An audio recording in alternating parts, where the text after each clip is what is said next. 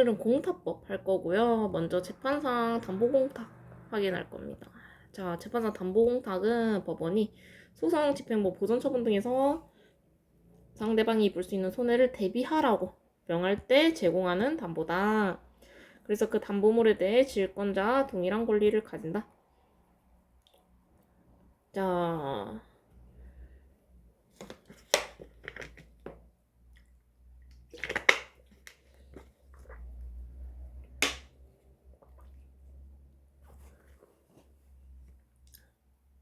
질권자가 뜻이 뭐냐?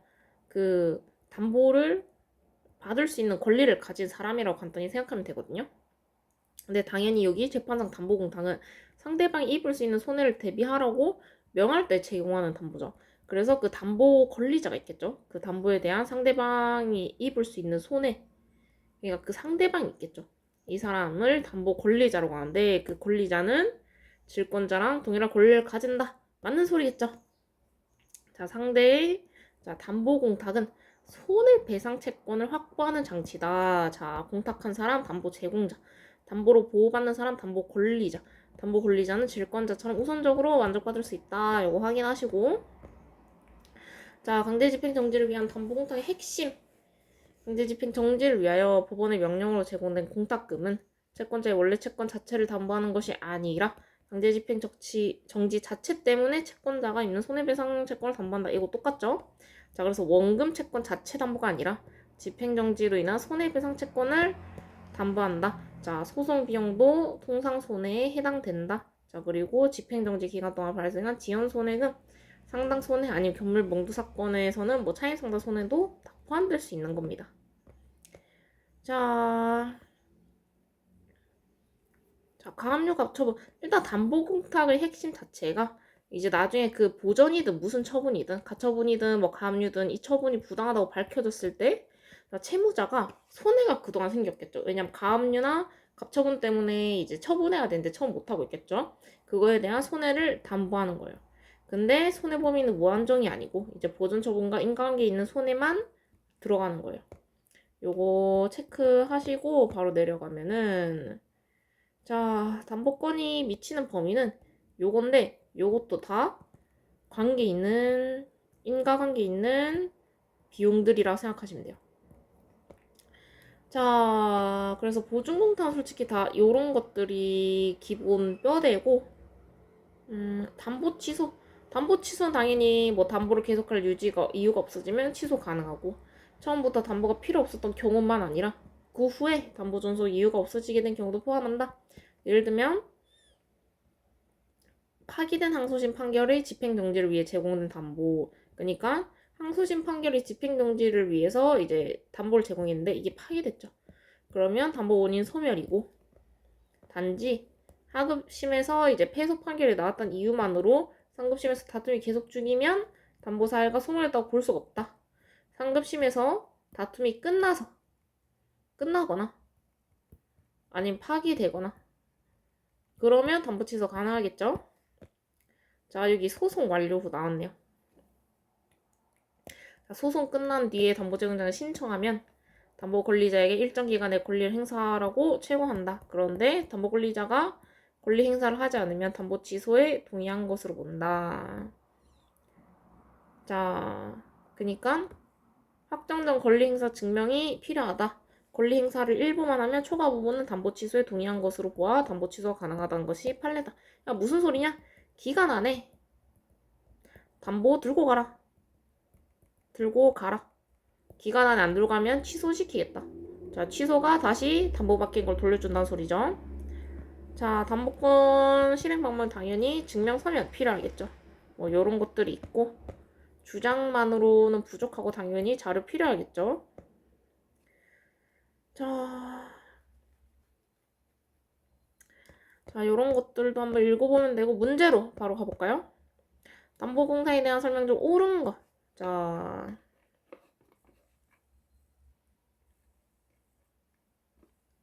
금전과 이에 대한 다 갚는 날까지 지연 손해금을 지급을 명한 가집해선고 판결에 대해서 이제 강제집행 정지를 위해 담보공탁을 한 경우 지연됨으로 인한 손해는 집행정지 효력이 가는 기간 내에 발생한 지연 손해금 상당의 손해가 원칙적으로 포함되지 않는다.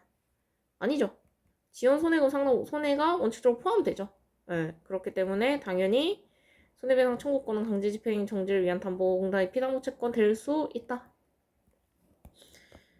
자, 니은.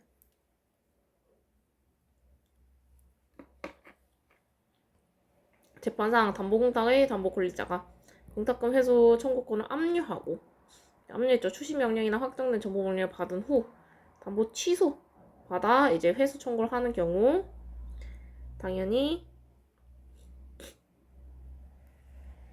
담보 취소 신청은 어디까지나 담보권을 포기하고 일반 채권자로서 강제 집행을 하는 것이 아니라 오히려 적극적인 담보권 실행에 의하여 그 공탁물 회수 청구권을 행사하기 위한 방법으로 보는 것이 타당하다. 자, 그러니까 무슨 소리냐? 담보 권리자. 담보를 받을 사람이 이제 공탁금 회수 청구할 수 있는 권리를 압류했어요. 자, 추진명령이나 확정된 정보 명령을 받은 후 담보 취소 결정을 받아 공탁금 회수 청구를 하는 경우.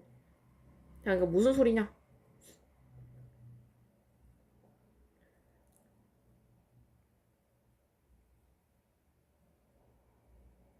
지금 담보공탁금의 피담보 채권을 집행채권으로 하는 거 지시상. 그러니까 담보를 맡긴 채권이 이제 재판상 담보권리자가 받아야 될 권리인 거죠. 그래서 이걸 담보로 받는 게 아니라 공탁금 회수 청구권을 압류하고 지금 담보 취소 결정을 받아 그 담보를 취소시키는 거예요. 그래서 공탁금 회수 청구를 하는 경우 위와 같은 담보 취소 신청은 담보권 포기를 하고 일반 채권자로서 강제 집행을 하는 것이 아니라 오히려 적극적인 담보권 실행에 의하여 공탁물 회수 청구권을 실행하기 위한 방법으로 보는 것이 당연히 타당하겠죠.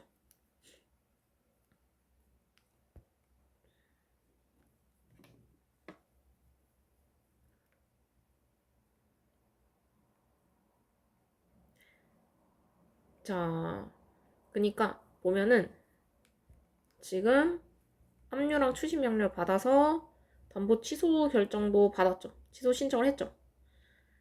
그거에 대해서 이제 공탁금 회수 청구를 했는데 이게 마치 담보 취소를 했기 때문에 담보를 버리고 일반 채권자처럼 이제 집행하는 것처럼 보이는데 애초에 집행 채권이 담보공탁의 이제 피담보 채권이고 집행 채권이 피담보 채권 이제 받을 채권이고 그리고 이 회수 방식도 지금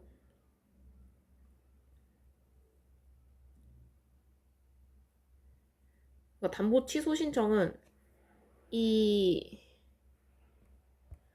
우리가 자 지금 재판상 담보공탁은 상대방이 입을 수 있는 손해를 대비하라고 명할 때 제공한 담보인데 그 담보를 지금 내 피담보 채권으로 넣은 거죠. 내 피담보 채권으로 넣은 거예요. 그래서 당연히 이걸 실행하려면 담보로 받는 건 아니지만은 이 담보권 실행의 연장선이죠. 그래서 맞는 지문이고 자 담보 제공자가 담보 권리자의 동의 없이 담보 취소를 신청을 한 경우 담보 권리자가 권리 행사의 최고를 받고도 권리 행사를 하지 않으면 담보 취소에 동의한 것으로 본다. 맞죠? 자 지금 일부에 한정되어 있을 때는 초과 부분에 대해서는 취소에 대한 동의가 있다고 보아야 하므로 당연히 일부 담보 취소해야 된다. 자 리을 부동산에 대한 강제집행정지 신청 사건에서 담보 제공 명령을 받은 당사자가 아닌 제3자는 당사자를 대신하여 담보를 공탁한다는 취지를 공탁서에 기재하더라도 유효하게 당사자를 위한 담보를 제공할 수 있죠.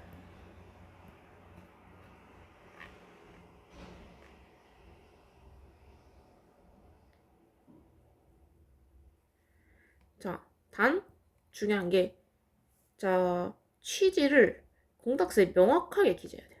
명확하게. 왜 3자가 대신 공탁을 하는지.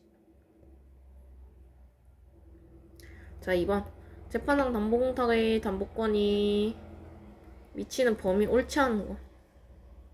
자, 근저당권에 대한 자 소송 비용에도 담보권 효력 미친다 했죠. 자, 패소 확정된 보존처분 채권자에 대해서 손해배상 청구를 하는 경우 가압류 채무자가 가압류 청구 금액을 공탁하고 그 집행 취소 결정을 받았다면 가압류 채무자는 적어도 집행으로 인하여 가압류 해방 공탁금에 대한 5% 이율 당연히 손해 입었겠죠. 맞고 3번. 응?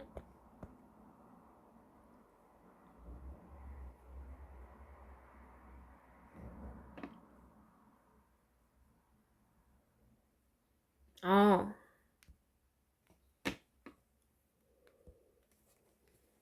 1번이 틀렸네요. 자, 소송 비용이나 이런 거에도 담보권 효력이 미치는데 지금 보면은 근저당권에 기한 경매 절차의 정지를 위한 담보공탁이죠.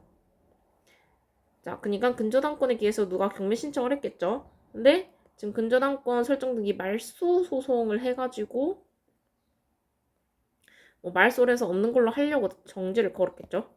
이거에 대한 소송 비용은 별도죠. 담보권 효력 미치지 않아요. 만약에 경매 절차가 정지를 위한 뭐 소송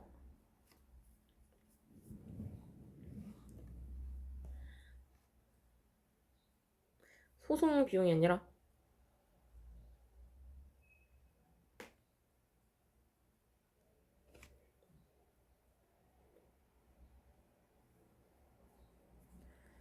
자,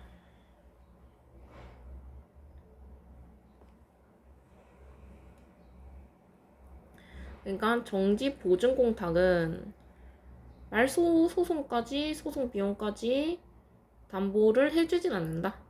그러니까 권리행사 소송 비용이 권리행사 소송 비용이 통상 손해로 이제 요까지는 담보될 수 있다. 그래서 1번이 틀렸고 자 3번 바로 보면 근저당권 설정 등기 채무자로서 부동산 이미 경매 절차 진행 중 이제 말소 등기 청구 소송을 제기하면서 보증 공탁을 하고 경매 정지 결정을 받았으나 패소했다. 항소하면서 다시 보증 공탁하고 이제 항소심을 계속하면은 2차에 걸친 공탁은 각기 당해 신급에 관한 채권자의 손해를 담보하는 것이므로 1심에서 제공한 담보에 관해서는 항소심에 다시 담보가 제공되었다는 이유로 담보가 사유가 소멸되었다고 당연히 할 수 없죠. 왜냐 위에서 계속 이제 소송 중이기 때문에 금전 및 이에 대한 지연 손해금의 지급을 명한 판결이나 건물 명도 및 그 명도시까지 차임 상당액의 지급을 명하는 가집행 선고부 판결에 대한 강제집행정지를 위하여 담보공탁을 한 경우 그 가집행이 지연됨으로 인한 손해는 반대의 사정이 없는 한 집행정지 효력이 있는 기간 내에 발생한 지연 손해금이나 차임 상당의 손해에 당연히 포함되고 채권자가 강제집행정지 자체로 입은 손해배상 채권 담보하는 것이죠. 자, 3번. 재판상 담보공탁의 담보 취소 옳지 않은 거 권리행사 체효기간 만료에 따른 담보 취소 결정이 있은 후 취소 결정이 확정되기 전에 담보 권리행사가 권리행사를 하고 이를 증명하더라도 담보 경력 취소 가능하죠. 왜냐? 담보 취소 결정이 확정되기 전에 지금 권리행사를 하고 이를 증명했기 때문에 취소 가능하고 담보 제공자는 취소에 따른 담보 권리자의 동의를 얻은 것을 증명하여서 취소 가능하고 법원이 가처분 채무자의 이의 신청에 따라 결정으로 가처분 취소하면서 적당한 담보를 제공할 것을 명한 경우 제공된 담보는 가처분 취소 자체로 인하여 가처분 채권자가 입은 손해를 담보하기 위한 것으로서 봄이 상당하죠. 가집행 선고부터는 항소심 판결이 상고심에서 파기되어서 항소심에 황손된 경우에는 비록 본안 판결이 확정되지 아니하였다 하여도 위 가집행 선고부터는 판결의 집행을 정지하기 위해 제공된 담보는 그 담보 원인이 소멸되었다고 당연히 하겠죠. 왜냐? 지금 상소심에서 파기되었죠. 그렇기 때문에 담보 원인 소멸이고 담보 취소 신청 사건은 담보 제공을 명한 법원 또는 그 기록을 보관하고 있는 법원이 당연히 관할하겠죠. 자, 재판상 담보 공탁에 대한 설명으로 옳지 않은 건 맞죠? 보전 명령이 무집행, 집행불능인 경우라도 명령 존재만으로 뭐 이런 손해를 입을 수 있으므로 당연히 정신적 손해배상 청구권도 피담보 채권 범위 둘 다 들 수 있죠. 그리고 보전 명령 그 자체를 다루는데 필요한 소송의 비용도 범위 포함된다. 이것도 맞고. 강제집행 정지를 위해서 법원 명령으로 제공된 공탁금은 채권자가 강제집행 정지 자체로 인하여 입은 손해배상금 채권을 담보하는 것임으로써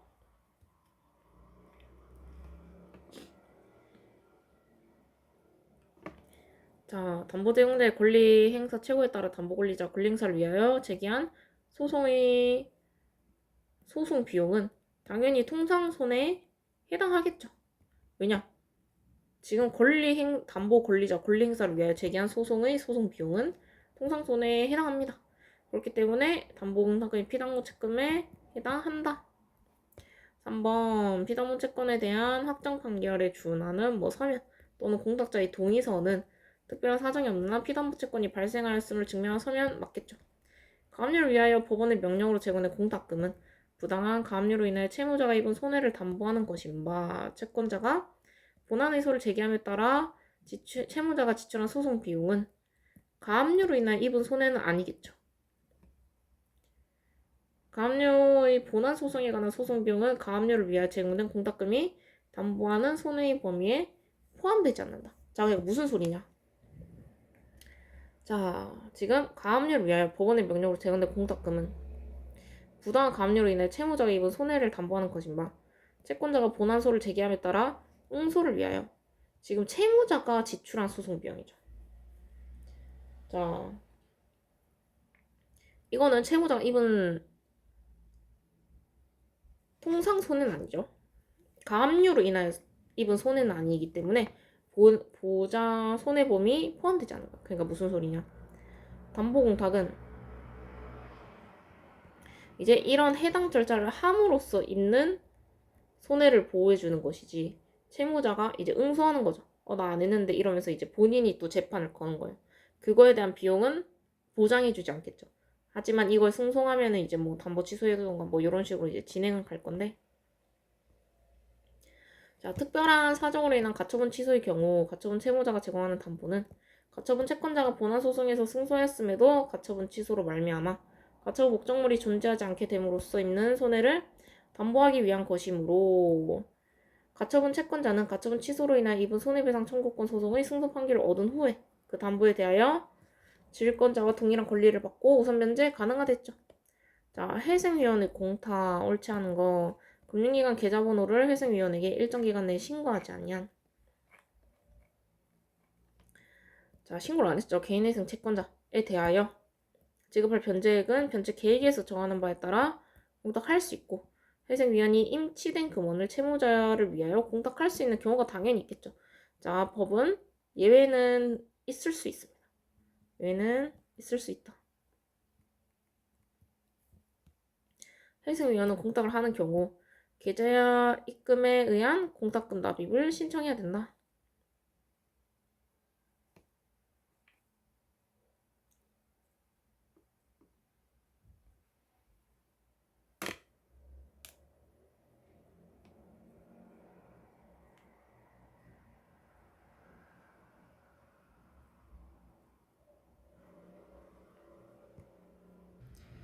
자, 이게 틀린 이유가 회생위원이 임치된 금원을 채무자를 위하여 2번 맞고.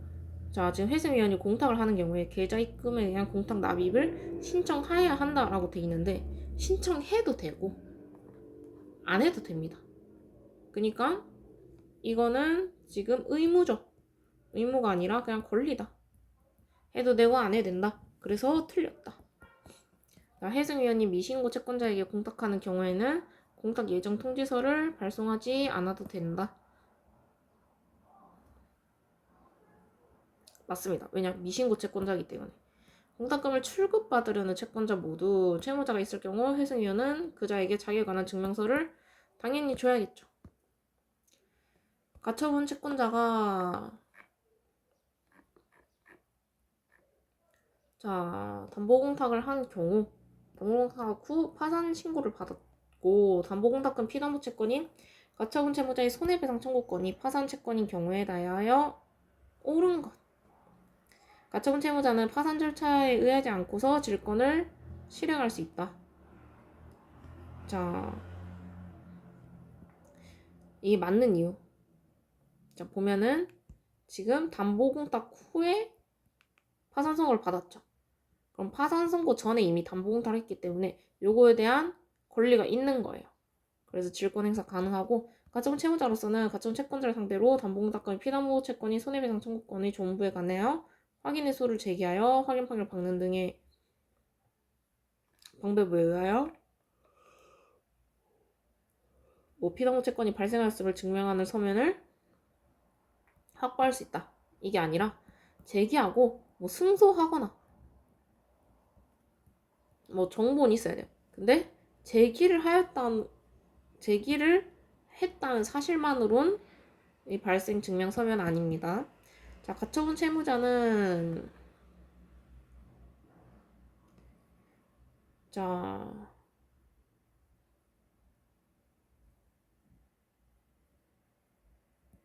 이행소 제기 불가다.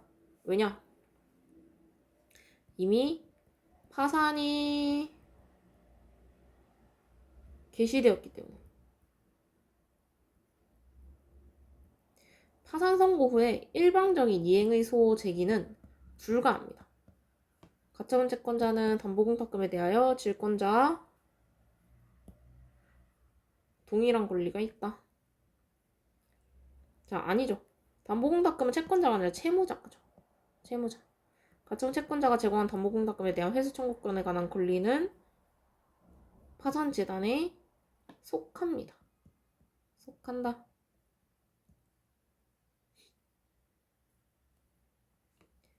자, 가처분 채무자는 파산 절차에 의하지 않고 질권을 행사할 수 있지만 이런 채무자의 질권이나 이런 것도 전부 다 파산재단에 속하게 되는 거예요.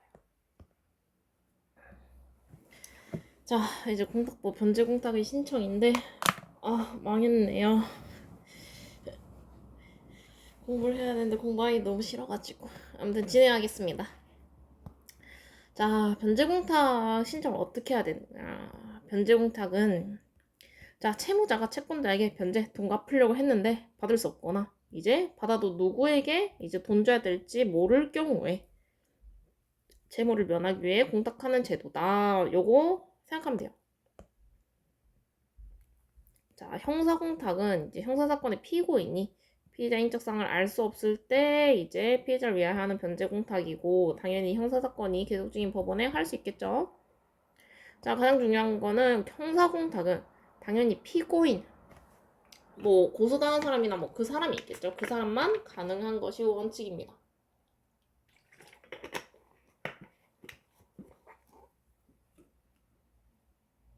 그래서 기소되지 않은 피의자, 그러니까 피의자는 그 사건 심증이나 이런 걸 있는데 이제 조사하는 단계에 있는 사람이고 피고인은 이제 증거나 이런 게 나와서 이제 고발당한 사람인 거예요. 그래서 당연히 기소되지 않은 사람은 형사공탁이 안 되고 왜냐? 형사공탁은 범죄 행위가 드러났을 때만 벌금이나 이런 게 나왔을 때만 할 수 있는 공탁이기 때문에 자, 군사법원도 계속 중인 형사사건에도 이 특례를 적용한다. 군사법원 사건의 피고인도 형사공탁할 수 있다.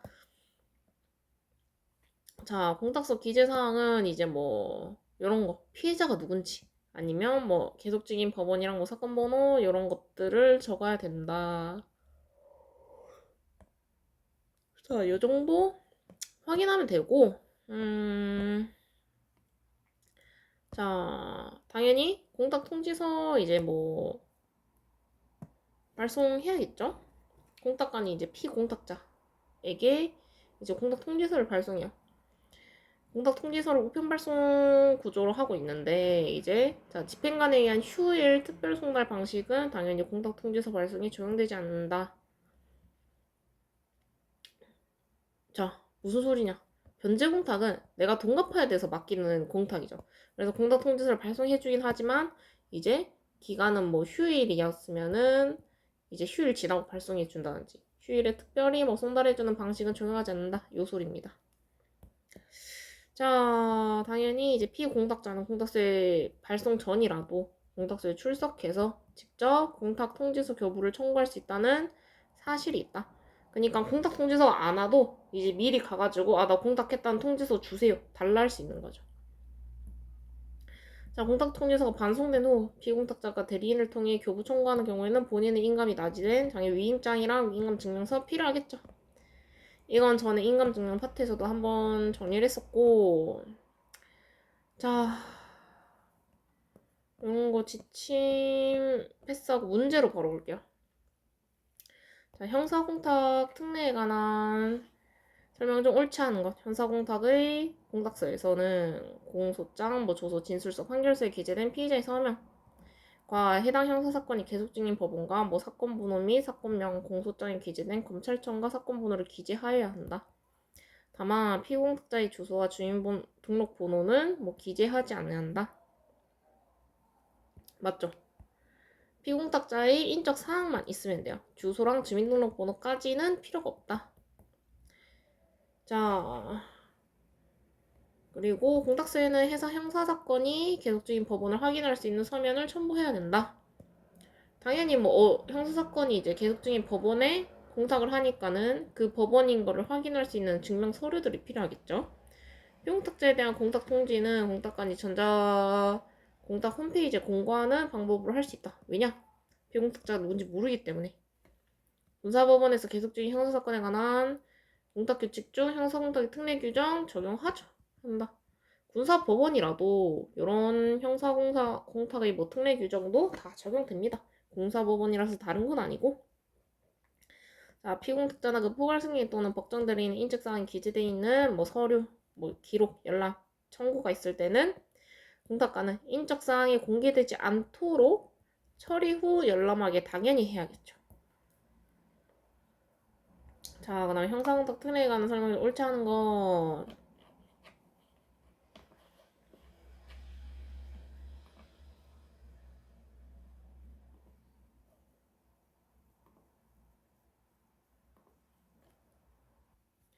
자, 형사사건의 피고인이 법령 등에 따라 피해자의 인적사항을 알 수 없다. 그러면 형사사건을 할 수 있는데 형사사건이 계속 중인 법원에 할 수 있다. 공사관은 공탁물 납입 사실의 전송이나 공탁물 납입 통지서를 받았다. 지체 없이 형사공탁 사실 통지서를 피공탁자별로 작성하여서 자, 통지서 원본을 우편 또는 송부한 뒤에 이제 사본은 공탁 기록으로 남겨둔다. 자, 이것도 맞고 공탁물 수령을 위해서 당연히 피공탁자 동일인 확인은 자, 통지받은 법원 또는 검찰의 특별한 사정이 없는 한 지체 없이 피공탁자 동일 확인 증명서를 발급하여서 공탁서에 송부하는 방식으로 하고 사망한 피해자를 피공탁자로 한 형사공탁의 경우에 자, 사망한 피해자의 인적사항과 그 상속인이 당연히 있어야겠죠. 왜냐? 사망한 사람한테 줄 수가 없으니까 상속인한테 줘야겠죠. 자, 그 다음에 형사공탁의 공탁서에는 인적사항을 대신하여 계속 중인 법원 이런 것들 피해자 특정할 수 있는 명칭을 기재하고 자, 공탁 원인 사실을 피해 발생 시점과 채무 성질을 특정하는 방법 자, 이거 아니죠. 자,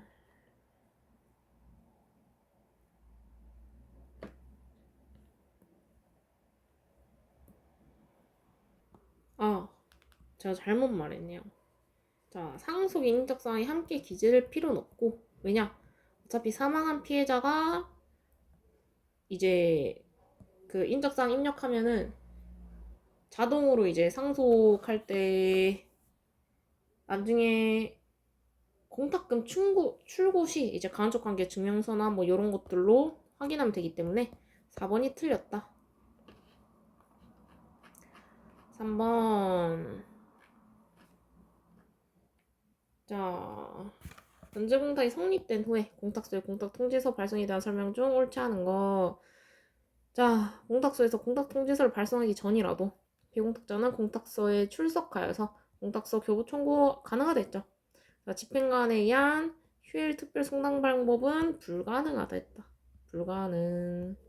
휴일 송당까지는 하지 않는다.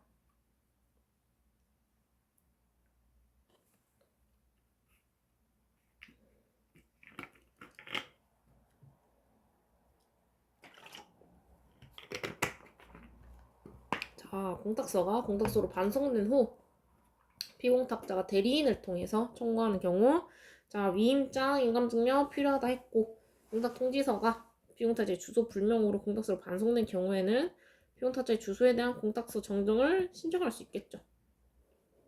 그냥 보내야 되는데 못 보내고 있으니까.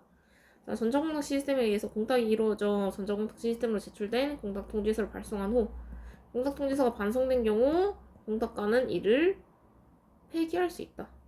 자, 무슨 소리냐? 자, 전자공탁 같은 경우는 전자 안에 이 공탁통지서가 보관이 돼 있어요. 그래서 사실은 원본이 아니기 때문에 반송본 폐기 가능하다. 요거예요. 근데 종이공탁 같은 경우는 종이공탁은 원본이기 때문에 실물 보관 필요. 요거 확인해 주시면 되고, 자, 형사공탁 특례 설명 중 옳지 않은 거. 자, 특례는 뭐가 중요한가 보면은, 자, 인적사항을 아는 경우에는 피공탁자 서명.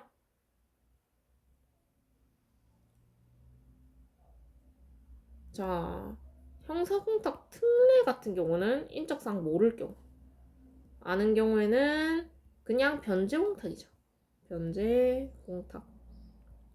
그리고 형사공탁 같은 경우는 지금 형사사건의 피고인 대상이기 때문에 그 피공탁자가 없습니다. 따져보면. 자, 형사공탁은 반드시 피공탁자의 주소지가 아니라 형사사건을 관할하는 관할 소재의 공탁서에 신청해야 되고, 기소되지 않은 형사사건 피의자는 형사공탁 불가능. 자, 군사법원도 인적사항 알 수 없는 경우에 형사공탁 가능이고, 공탁관은 공탁물 납입 증명서를 전송받을 때, 자, 전자공탁 홈페이지에 형사공탁 공고를 함과 동시에, 자, 동시에가 아니라, 자, 공고와 이 발송 사실을 가름할 수 있어요. 자, 그다음 5번. 공탁소에서 공탁사건 처리 지침. 옳은 것. 자, 위 지침은 공탁 지급 청구의 경우에는 공탁의 종류를 불문하고 모든 물품에 적용한다. 자, 지금 요 공탁사건 처리 지침 요거는 금전만 가능합니다. 유가증거 물품 제외 금전 공탁. 1167호는 금전이다 생각하고 보면은, 그 다음 위지침은 접수공탁소 및 관할공탁소 모두가 지방법원 본원인 경우까지는 아니고, 지방법원 본원 뭐 플러스 이제 지원 모두가 아닙니다. 공탁자는 공탁서 등 뭐 공탁금 지급 청구인은 청구서 등을 접수 공탁서에 제출하면서 우표를 붙인 봉투를 함께 제출해야 된다. 자, 이것도 맞고, 갑이 을에 대한 물품 대금 채무 500만 원을 금전 변제공탁한 경우, 자, 피공탁자 을은 서울 아니죠? 서울 북부가 아니라 서울 중앙에서 출급 청구서 제출할 수 있는 거죠. 같은 데선 당연히 같이 해야 되고, 그리고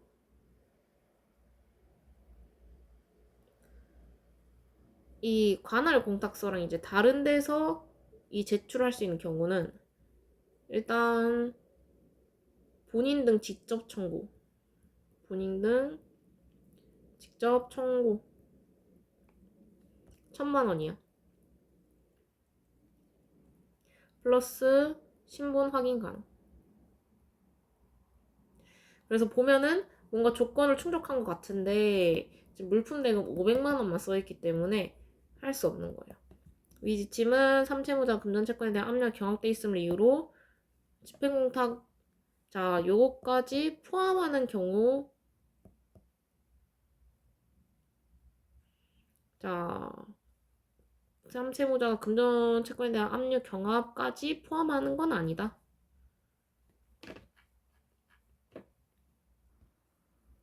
자, 그 다음 변제공탁의 출근 횟수까지 볼게요.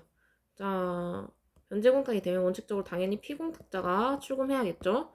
요거 확인하고 바로 볼게요.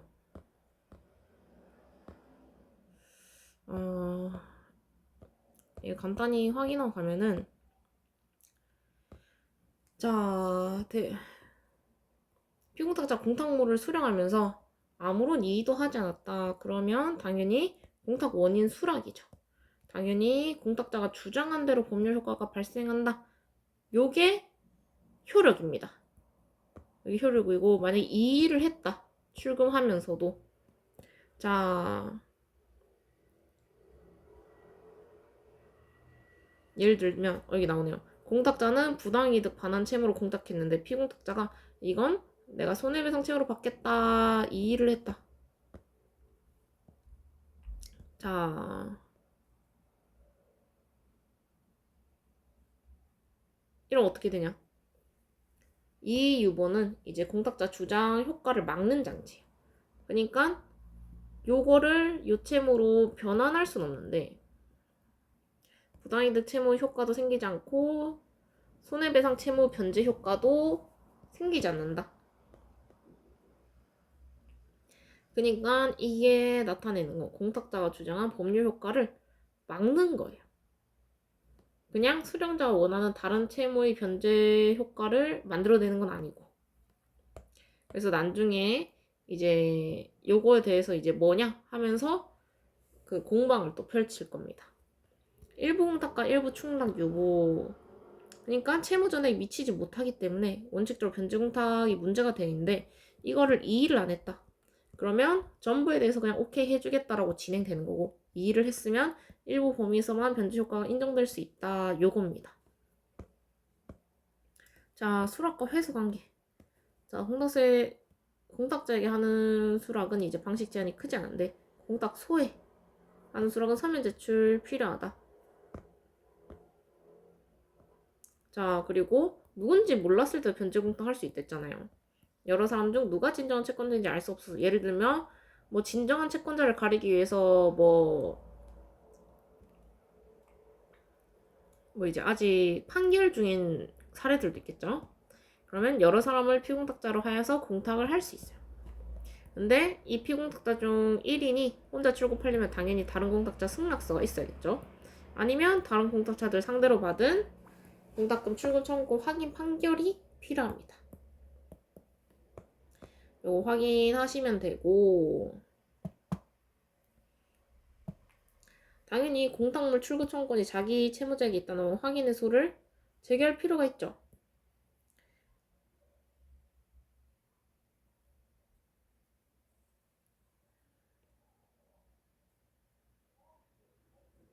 왜냐? 그 공탁물 출구 청구도 어떻게 따지면은 받을 돈이죠. 채권자는 이제 채무자의 권리에 대해서 채무자 대위권을 행사할 수 있기 때문에, 채권자 대위를 행사할 수 있기 때문에 당연히 요 절차가 가능하다. 하지만 특별한 사정 없는 일반 3자는 확인의 이익이 없겠죠, 당연히. 자, 추심 채권자는 가능하고 그냥 3자는 원칙적으로 불가능하다. 자, 가분 채권 자기 지분만 출금 청구할 수 있는 부분. 공유는 이제 공유자 전원을 피공탁자로 한 경우 지분에 해당하는 공탁금 출구 청구 가능. 합유 재산은 이제 조합원 전체의 합유 재산이므로 공동 청구를 해야 된다. 요 정도 확인하시고 문제로 바로 가보면 이 유보 출급에 관한 설명을 옳지 않은 것 채권자가 아무런 이의 없이 공탁금 수령하였다. 이는 취지에 따라 수록한 것이 되어서 당연히 변제 충당되고 이 유보 의사표시 상대방은 공탁 관여해야 되고 공탁자에게 이 유보 의사표시 할 수 있다. 둘 다 상관없어요. 누구한테 하든. 그 대신 그 이 표시를 했다는 걸 증명을 해야겠죠. 공탁자가 공탁 원인으로 들고 있는 사유가 법률상 효력이 없어서 공탁이 부적법 하더라도 지금 피공탁자가 그 공탁을 수령하면서 아무런 이의도 유발하지 않았다면 특별한 사정이 없는 공탁 원인을 수령한 것으로 보아 공탁자가 공탁 원인이 주장한 대로 법률 효과 발생한다. 똑같죠? 1번, 3번. 토지 소유자가 수용 재결해서 뭐 손살 보증금을 수령한 당시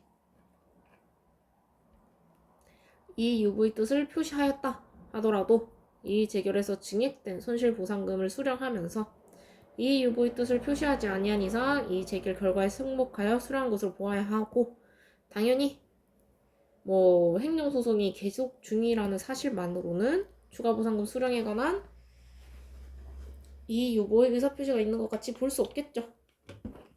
그러니까 결말은 정확한 증거가 필요하다.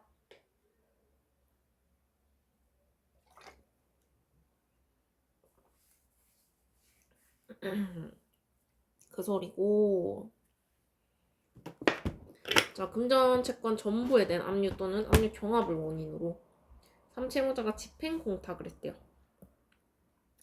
자, 배당금 확정된 경우 당연히 채무자는 이의 여부에 의사표시를 하고 공탁금 출금 가능하겠죠. 2번 상대적 불확지 공탁. 자, 상대적 불확지 변제 공탁은 누군지 모를 때죠. 자, 진정한 채권자이 알 수 없어서 상대적 불확지 변제 공탁을 하여서 피공탁자 중 1인이 다른 피공탁자들을 상대로 자기에게 공탁금 출금 청구권이 있다는 확인을 구한 경우 피공탁자들 사이에서 누가 진정한 채권자로서 공탁금 출금 청구권을 가지는지 진정한 채권자인지 기준으로 판단하고, 상대적 불확지 공탁자 중 피공탁자 중 1인을 채무자로 하여서 채권 압류 및 추심 명령을 받은 추심 채권자는 자, 추심 명령 받은 추심 채권자는 채권자 대의권 행사 가능하기 때문에 자기 이름으로 다른 피공탁자를 상대로 공탁물 청구권이 추심 채권자의 채무자에 있음을 확인한다는 확인에서 제기 가능하죠. 자, 피공탁자 중 1인을 채무자로 하여 그의 공탁물 출금 청구권에 대하여 채권 압류 및 추심 명령을 받은 추심 채권자라는 등의 특별한 사정이 없는 한 피공탁자가 아닌 제3자는 피공탁자를 상대로 하여 공탁물 출금 청구권, 자 3자는 이득 없다 했죠. 자, 전원이 공동으로 출금 청구하는 경우 출금 청구서의 기재에 의하여 상호 승낙이 있는 것으로 볼 수 있으므로 당연히 제출 필요가 없겠죠. 별도 출금 청구권을.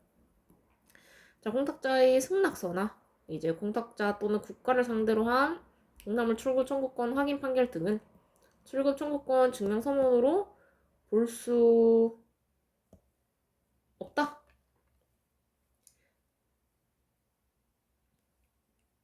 자, 이게 무슨 소리냐? 자, 공탁자의 승낙서나 공탁자 또는 국가를 상대로. 자, 요게 틀렸어요. 국가를 상대로 한 공탁물 청구권. 자, 그리고 공탁자도 틀렸습니다. 상대적 불확지 공탁은 이제 사람이 많을 때, 그래서 다른 피공탁자의 승낙서나 다른 피공탁자의 자를 상대로 한 확인 판결이 필요해요. 왜냐, 이 둘한테 해당되는 게 아니기 때문에. 변제 공탁 수령에 관한 이의 유보 의사표시에 대한 설명을 옳지 않은 건, 자, 매도인이 채무 불이행을 이유로 매매계약 해지하면서 중도금 변제 공탁하면서 매수인이 아무런 이의 없이 수령하였다면 실제 채무 불이행 여부 불문하고 법률 해지 효과 발생하겠죠. 채무의 변제로서 자, 공탁한 공탁물이 채권에게 미치지 못한 경우 이제 채권 일부의 충당한 뜻을 통지하거나 이제 유보 의사를 기재하고 출고한 경우 채권액 전액에 대한 변제의 효과가 자 발생하지 않는다.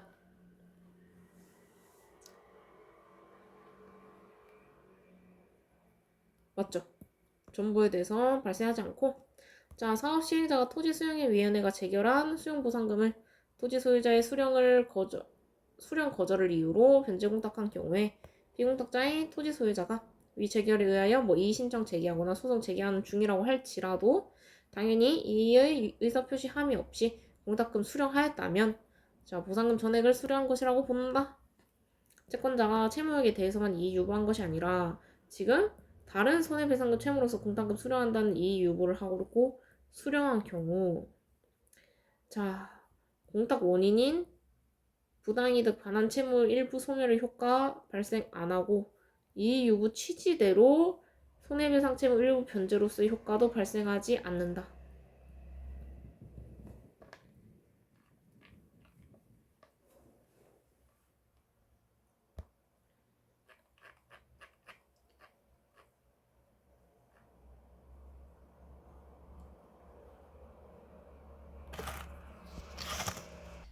자, 그럼 받은 돈은 어떻게 되냐?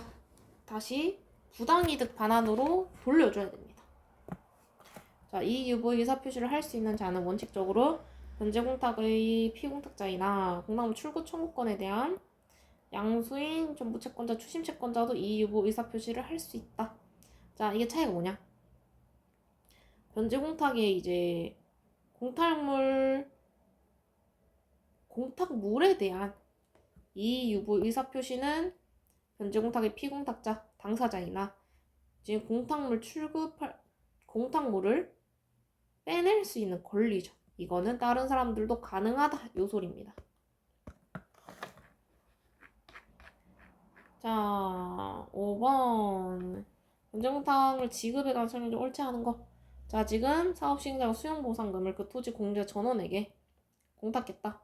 그럼 각자 자기 등기상 지분에 해당하는 공탁금 출구 청구 가능하고, 자, 추심채권자가 집행채권을 삼재기 양도한 경우 해당 추심채권자로서의 지위도 집행채권의 양도에 수반하여 양수인에게 이전되므로 집행채권의 양수인은 다시 국가를 제3채무자로 하여 명령을 받을 필요 당연히 없겠죠.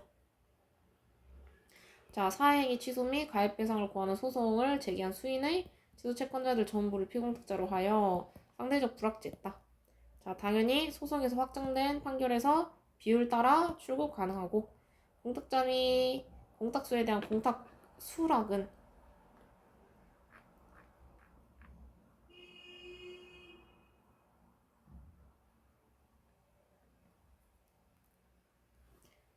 자, 지금 공탁자에게는 그 사람이죠.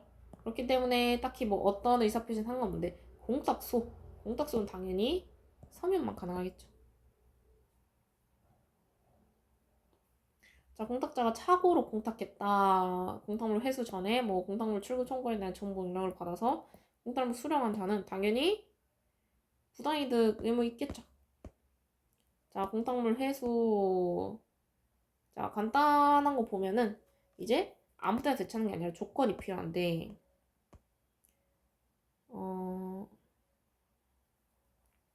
자,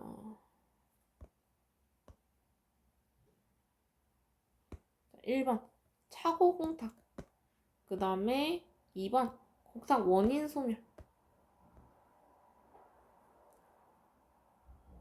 3번은 이제 회수 청구권과 제3자 강제 집행인데, 요것만 한번 보시면 제3자가 압류 및 전문 명령 또는 압류 및 추심 명령을 받아서 행사했다. 그 회수는 공탁자의 회수와 마찬가지로 보아 공탁의 채권 소멸 효력을 소급적으로 없애는 효과가 있다 본다.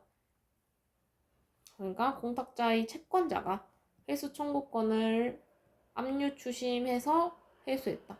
결국 고탁이 없던 걸로 됐다. 요런 것들이 있고, 문제로 바로 보면 문제 공탁물 회수에 관한 설명 좀 옳지 않은 거.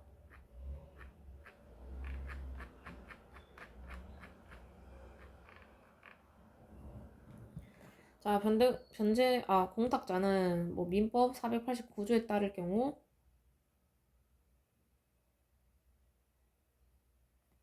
착오로 공탁한 경우, 공탁 원인이 소멸한 경우 중 어느 하나에 해당하면 그것을 증명하여 공탁물 회수 가능하댔죠.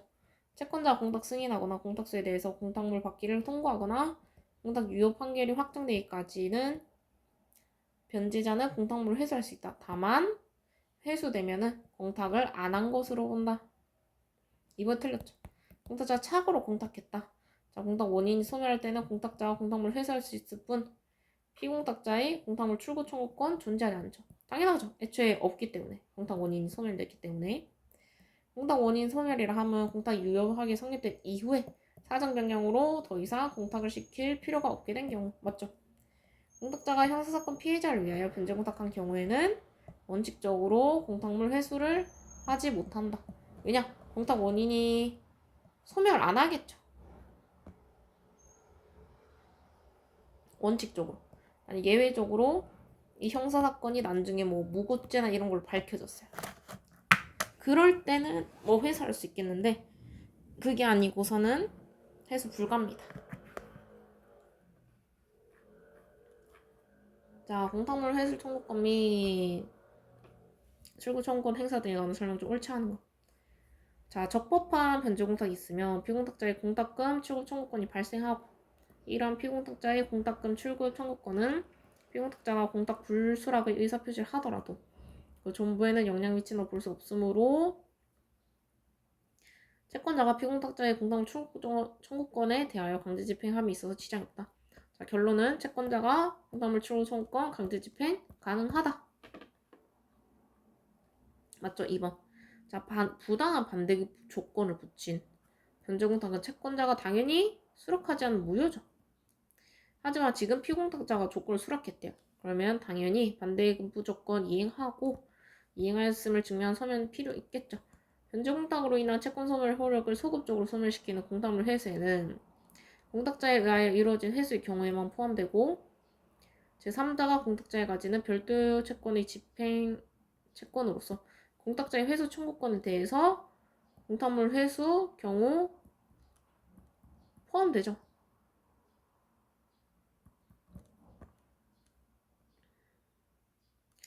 관할 토지 수용회가 재결함 보상금에 대해서 사업시행자가 불복하는 경우 사업시행자는 보상금을 받을 자에게 자기가 선정한 보상금을 지급하고 그 금액과 토지 수용회가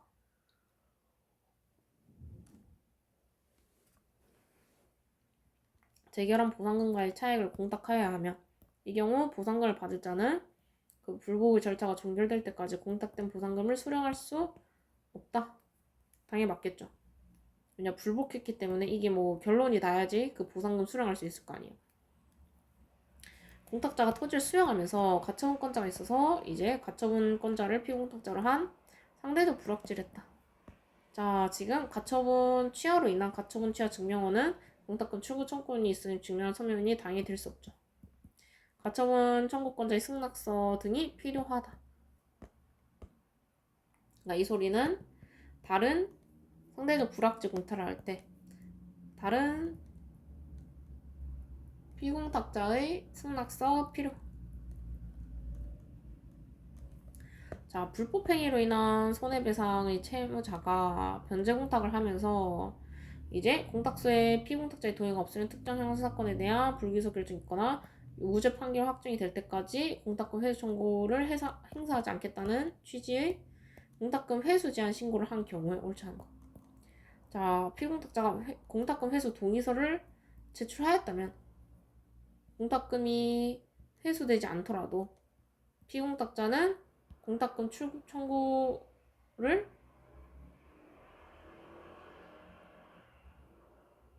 할 수 있죠.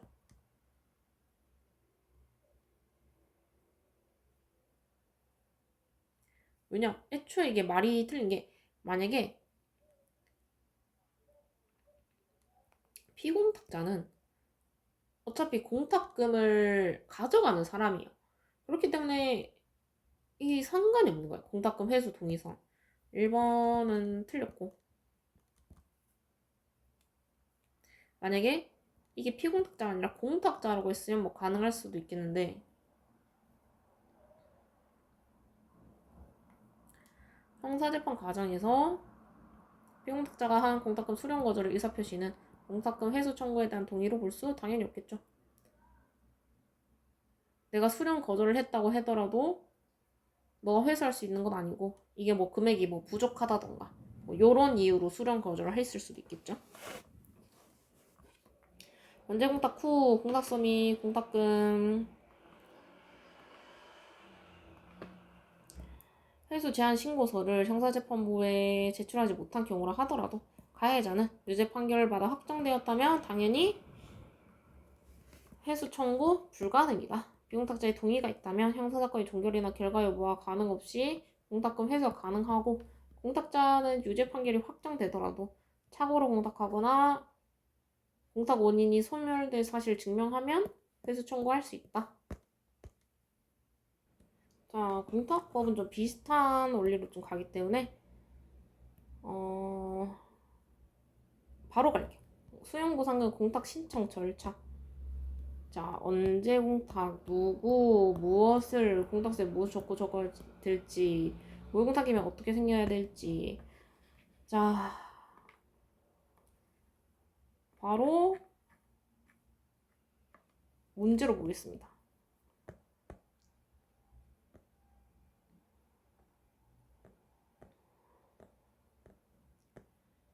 자, 수용보상 공탁에 관한 설명이 옳지 않은 것. 수용의 효과를 발생시키는 보상금 공탁은 특별한 사정이 없는 한 보상금 전액을 공탁해야 하므로 사업 시행자가 피수용자의 전기요금 등을 대납하였다 하더라도 그만큼 공제한 차액만을 공탁할 수 없다. 자, 무슨 소리냐? 수용보상금은 뭐 때문에 뭐 예외적으로 뭐 전기나 전기요금 대납. 자, 이거는 보상금에서 뺄 수 있는 건 아니죠. 보상금은 보상금이고 전기요금은 전기요금입니다. 예외 사유가 아니므로 임의공제는 허용할 수 없다. 임의공제 허용 불가. 왜냐? 이 보상금은 국가에서 나오는 거기 때문에 수용의 효과를 발생시키는 보상금 공탁은 재결해서 정해진 보상금 전액의 공탁을 의미하므로 당연히 자, 등록면허세 이거는 다 별도죠. 그 밖의 비용을 공제한 나머지 금액만을 공탁한다면 이건 유한공탁이 아니다. 이거 맞죠? 자, 사업 시행자는 피수용자에게 손실 보상금을 지급함에 있어서 납세서의 제출을 요구할 수 있으므로 납세 증명서의 제출을 조건으로 하는 손실 보상금 공탁은 유효하다.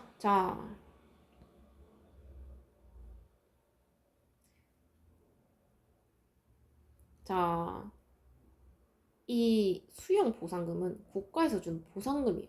그래서 조건을 붙일 수 없습니다.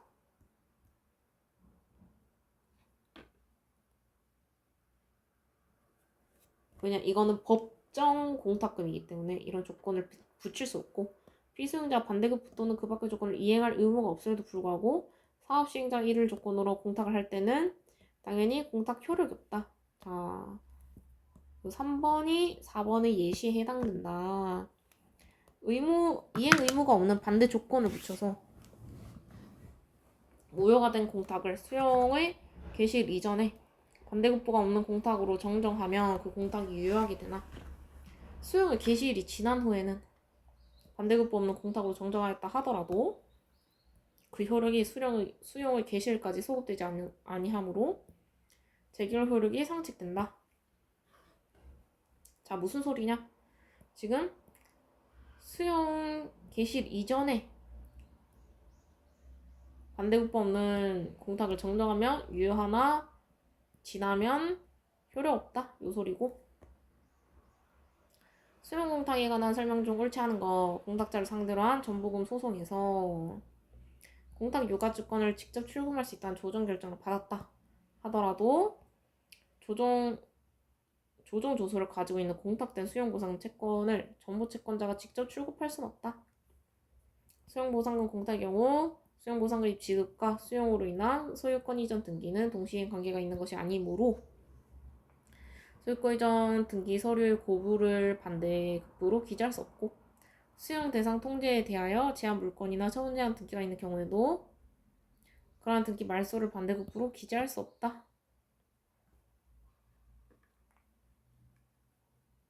자, 무슨 소리냐? 수용보상금 지급과 이제 수용으로 인해서 소유권 이전 등기가 생기겠죠? 근데 이거 두 개는 별도다.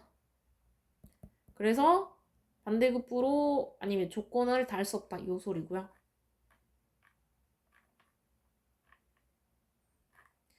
그 다음 3번 근저당권 등기가 되어 있는 토지에 대한 수용 재결이 있다. 제3자가 보상 채권을 압류하였으나 지금 근저당권자 물상대위권을 행사하지 아니한 경우에는 사업시행자는 압류에 의하여 보상금의 지급이 금지되었음을 이유로 보상금을 공탁해야 되고 압류하지 않은 근저당권자도 당연히 압류한 것으로 취급할 건 아니죠.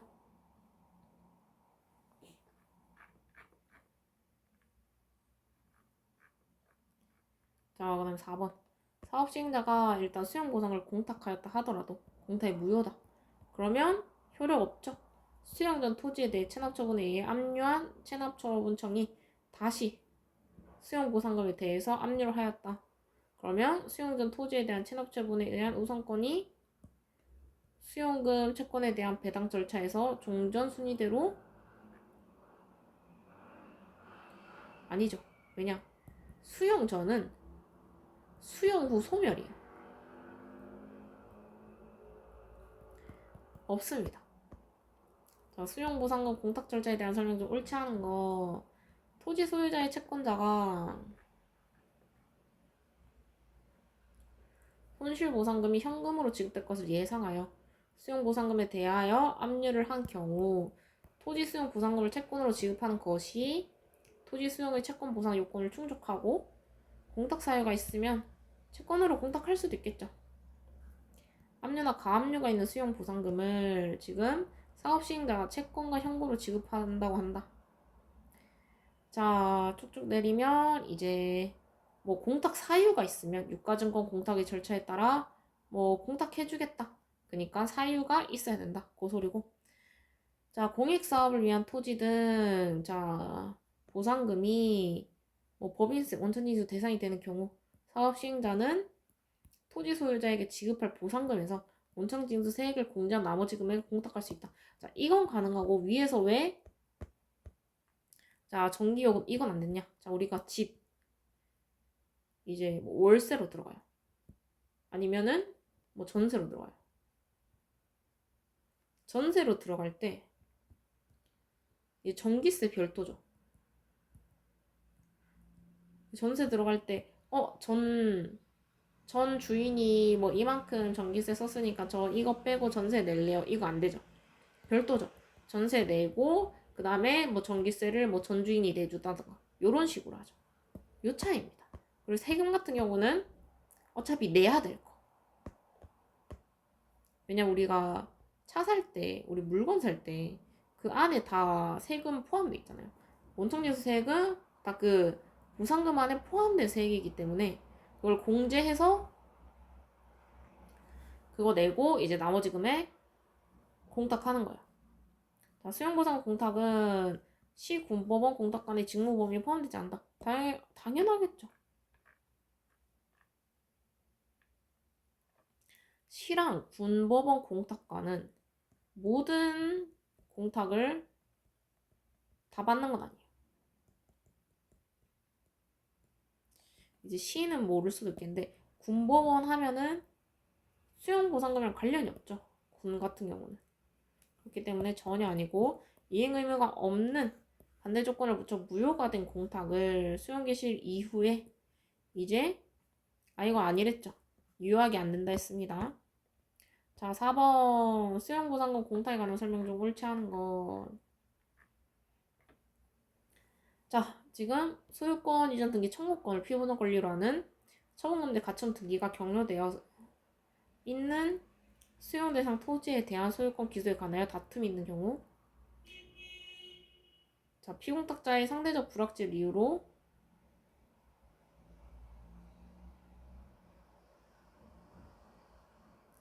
공탁 불가다. 왜냐? 지금 소유권 이전 등기 청구권을 피보전 권리로 하는 처분금지 가처분 등기가 돼 있죠.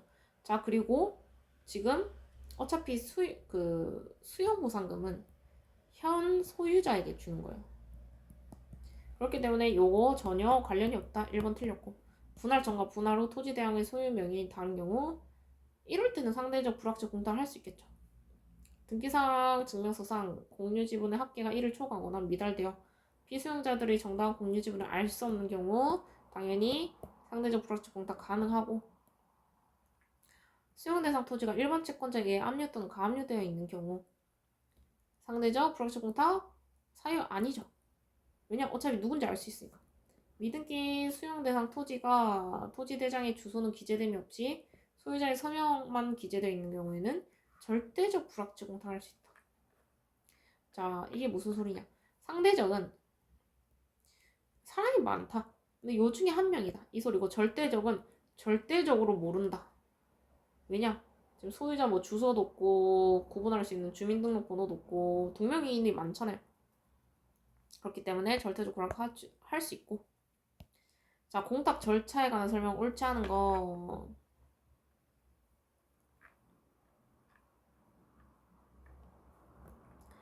자, 수용 대상 토지는 뭐 경매 결정이 있든 말든 토지 소유자가 피공탁자입니다. 보상금 지금 청구권에 대하여 지금 압류가 있다. 공익사업을 위한 토지 등 뭐 취득 및 보상에 관한 법률 뭐에 기재한다. 자, 압류가 있어도 공탁 근거는 공익사업을 위한 뭐 취득 보상이죠. 수용 보상이. 수용 대상 토지에 대한 저당권이 등기되어 있는 경우 공탁으로 인해 소멸되는 뭐 이런 거에 그 취지 당연히 기재해야겠죠. 아니지. 저당권 이런 거는 놔둡니다.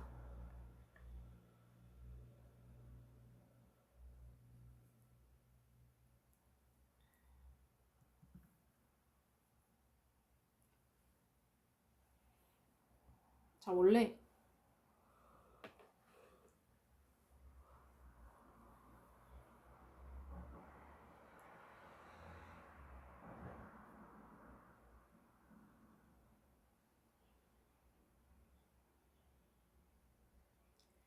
자, 수용보상 토지에 뭐 저당권이 등기된 경우 공탁으로 소멸하는 뭐 질세권, 전세권, 저당권 기입 안함. 수용보상금 공탁서에 뭐 반대급부 기재 불가고. 자, 시군법원 인정 안 됨. 자, 3번을 좀 더 자세히 설명해 드리자면 애초에 수용 자체는 수용하면 저당권 등 뭐 쓸데없는 소유권 외 권리를 다 삭제해요. 대부분, 다 말고 대부분 삭제합니다. 그리고 그 취지 딱히 기재하지 않아요. 수용 자체는 딱히 그 취지를 기재하지 않습니다. 자, 출금 회수. 자, 문제 바로 가면 현재 공탁의 조건으로 한 반대급부는 이제 공탁 출구 청구권 행사의 제한 사유가 될 뿐이지 공탁자가 공탁금을 회수하는 경우에 당연히 회수는 가능하겠죠. 지급 제한 사유 아니고 맞죠? 자, 재판장 담보공탁에서 법원의 담보 제공 명령도 없이 임의로 담보공탁을 한 경우 차거죠. 공탁 회수 가능하고. 자, 선행 채권 양도 효력에 대해서 다툼이 없어서 불확지 현재 공탁을 할 만한 사정이 없다. 근데 이제 착오를 원인으로 공탁 회수 가능하겠죠. 토지 수용 보상금 공탁이 부적법하여 토지 수용 재결 효력이 상실되었다는 판결이 확정된 경우 자, 확정 판결 첨부하여 공탁권 회수 청구를 할 수 있다. 자, 근데 요건 뒤에 거는 필요 없어요, 딱히. 뒤에 거는 쓸데없는 소리고.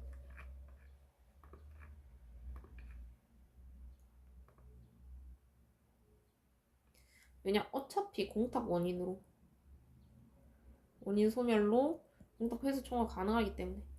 자, 토지 수용권 공탁의 경우 공탁권 회수 청구는 인정되지 않는다. 당연하죠. 토지 수용 보상금은 국가에서 준 보상금 형식이기 때문에 이제 공탁권을 회수할 사람이 없습니다. 자, 공탁권 출금에 관한 설명 좀 옳은 것. 자, 수용 보상을 받을 자가 주소 불명. 보상금 수령할 수 없음. 자, 공탁되었다.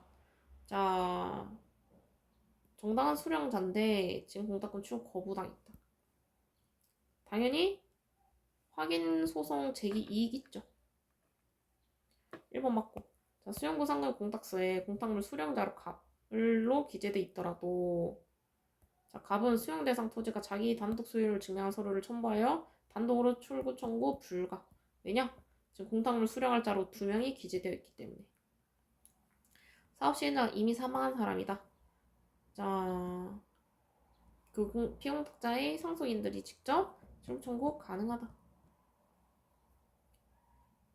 하지만 피공탁자의 상속인이랑 같이 기재할 필요는 없고 매수인이 매도인을 상대로 매매를 원인으로 한 뭐 이전 등기 절차, 승소 판결을 받았다. 소유권 이전 등기를 마치지 않고 토지를 수용하고 수용보상 공탁함으로써 수용 효력이 발생한 경우 자, 수용 원인으로 한 소유권 이전 등기가 마쳐지기 전에 매수인이 자기 명의로 소유권 이전 등기를 마쳤다면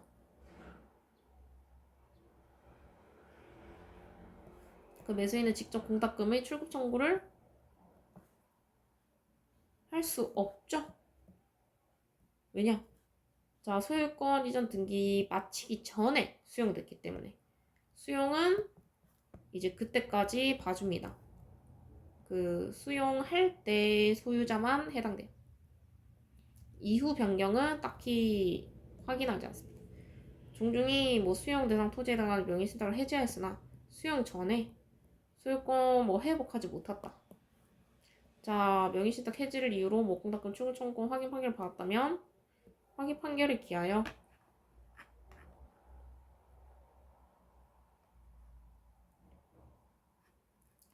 직접 공탁물 출금 청구 불가능하다.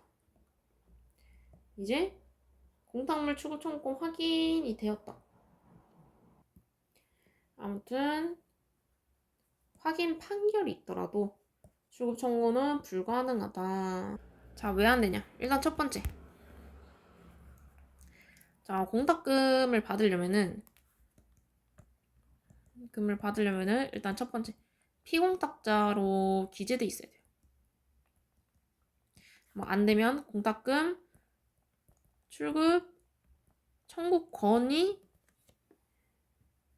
있어야 된다.